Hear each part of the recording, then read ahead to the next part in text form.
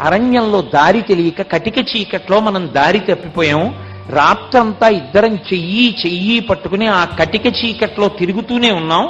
తిరిగి ఎట్టకేలకి తెల్లవారుజాము వేల్టికి అరణ్యంలో ఒక చోటికి వచ్చేటప్పటికి సాందీపని మహర్షి మన కోసమని కన్న బిడ్డల కోసం వెతుక్కున్నట్టు శిష్యులు కనపడలేదని బెంగ పెట్టుకుని పెద్దగా అరుస్తూ కుచేలా కృష్ణ కుచేలా కృష్ణ అని అరుస్తూ తిరుగుతున్నారోయ్.